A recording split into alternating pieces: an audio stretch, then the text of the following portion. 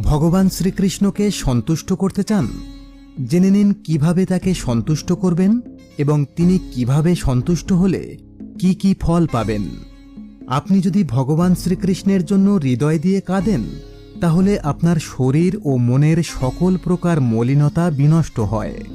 আপনি যদি হাততালি দিয়ে কৃষ্ণ নাম জপ করেন, তাহলে আপনার হাতের সকল অশুভ শক্তি বিনষ্ট হয়। আপনি যদি ভগবান শ্রীকৃষ্ণের সন্তুষ্টির জন্য একাদশী ব্রত পালন করেন, তাহলে আপনার সমস্ত পাপ বিনষ্ট হয়। আপনি যদি নিয়মিত তুলসী সেবা এবং তুলসী পুজো করেন, তাহলে আপনার সংসারে মঙ্গল আসে। তুলসী দেবীর সামনে কৃষ্ণ নাম গান করলে আত্মা ও মনের বন্ধন নাশ হয়। ভগবান শ্রীকৃষ্ণকে অর্পণ করা প্রসাদ গ্রহণ করলে দুর্ভাগ্য ও কলুষতা দূর হয়। প্রতিদিন ভগবদ্গীতা পাঠ করলে অভদ্রতা